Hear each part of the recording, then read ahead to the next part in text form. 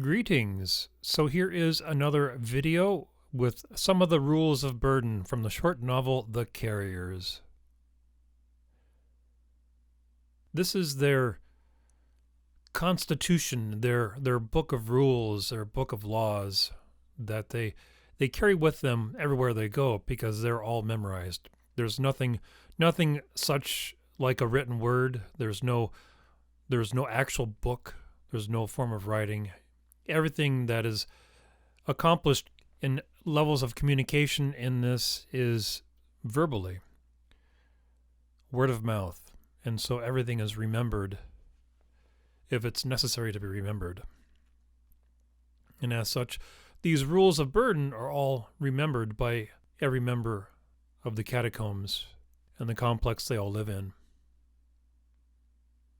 The 21st rule of burden.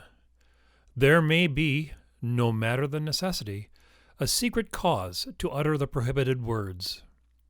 To utter a word that is also an idea brings that idea into reality, and some ideas are a sin above sins. The 22nd rule of burden. One man's luck is another man's misfortune. In the eyes of those who look after us with care, the presence of luck is a crime and misfortune is a virtue. So one of the things in the story that needs clarification in regard to these rules of burden is that in a legal sense, well, there's no form of courts, there's no judiciary, so to speak. In fact, the presence of any kind of police action in the story is non-existent in a physical way. There's an implied sense of force, there's an implied sense of police action. So there's this overwhelming idea of fear that's hung over the shoulders of everyone that lives in these catacombs. There's no jail. There is a consequence for breaking rules. It's banishment from the complex and from the catacombs and sent to work in what is essentially a labor camp. And this labor camp is so think of something like a landfill today. In 1,000 years into the future, well, it becomes a gold mine, because if everyone is eking out a living, digging up resources that they need, and they find a landfill that has cooking pots and pans and bits of electronics and little resources and little bits and pieces that they could use, a landfill in the future can be a gold mine. But there's the effort and the work it takes to dig this crap up out of the ground. And so if one breaks the rules of burden badly enough, because everyone breaks rules, everyone breaks laws, but it's the magnitude of the law and the outright violation of that sense of trust and civility, the magnitude of that rule breaking can send one to these work camps, so to speak.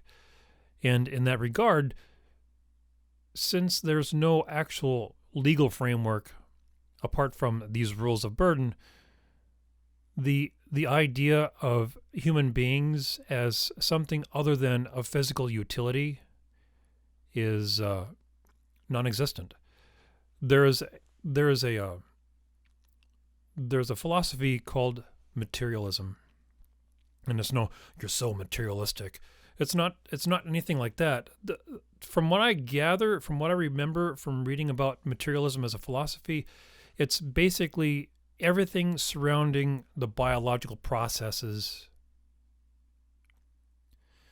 that dreams and ambitions and legal frameworks and civilization as a whole all has a physical, biological, it's like biological determinism. Everything's determined by biological and physical functions. So there's a very utilitarian, very materialistic framework in the general notion of these catacombs. And so the idea of because as these rules progress, and they do repeat themselves, it's like having one rule, but depending on the context, it's rewritten. If the context is to be vague, so that if a rule says something, the rule says something, but if you want a rule that says something, but something a little different over here or something different over there, maybe it means this, but maybe it means something like that. Rules that require an awful lot of interpretation, then there's an awful lot of vagueness that's put in these rules.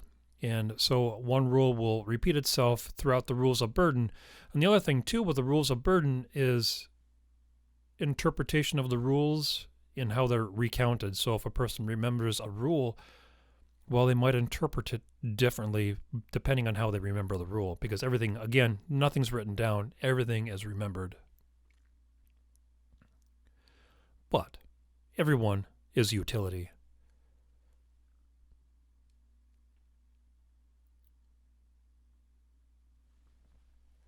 The 23rd rule of burden. A strong back has its limitations. To break this limitation is to violate man's natural place in the world as a utility for all to make use of. Again, this is an indication that as man is a utility, to damage oneself, to cause injury to oneself, it's like breaking public property.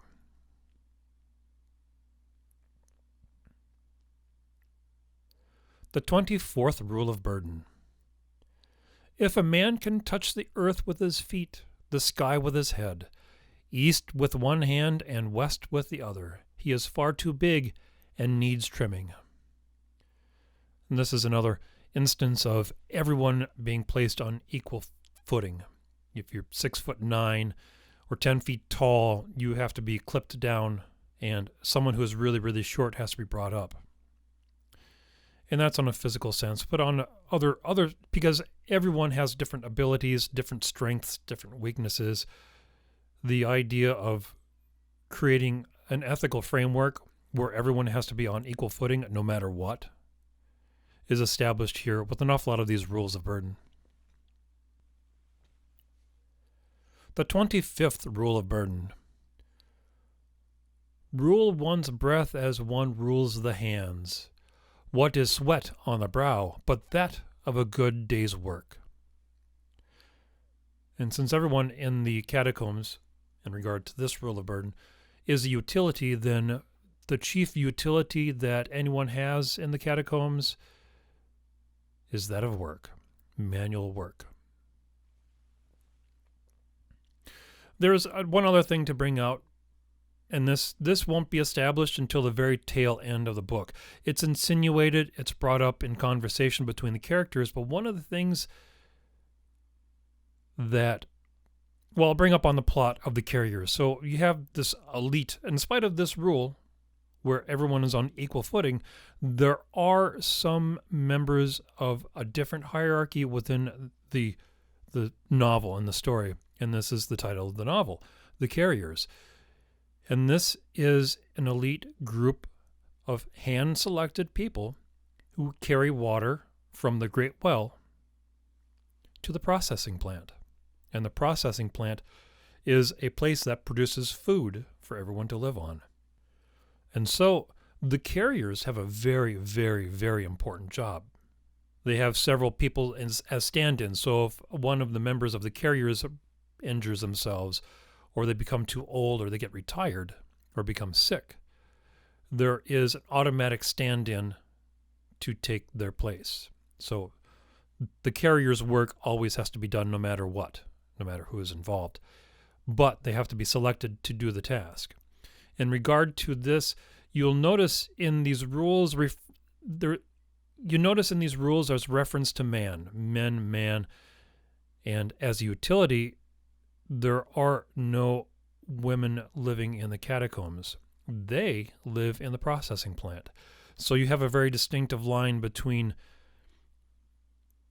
the common laborers and those who do the functions of keeping everyone alive, and the women maintain and operate the processing plant. And this becomes, at the very tail end of the novel, all the details of the processing plant come into fruition. So, if there's any curiosity as to why these rules of burden always seem to make statements about men and mankind and men as utilities, well, that's codified and baked into the rules of burden, because men are utilities, men are tools, men are utilities for labor. The 26th rule of burden. A man accepts what happens to him, as it is already written and already done. So those are some rules of burden. I'm breaking these up. The original idea was to have these in sets of 10 in these videos, but I'm breaking it down in sets of 5 and 6, maybe 4. It depends, to keep the video to a certain time limit, but also to allow for some time to explain the rules and put them into context with the story, as more of the story is explained. So the majority of the draft is all done. I'm going through some tidbits here and there. There are some chapters I cut out, and then I've decided to put them back in because it adds, it doesn't add directly to the plot of the story, but it adds to some contextual details in the world surrounding the carriers and the catacombs. So, anyway, there will be more rules to follow. Thank you for watching.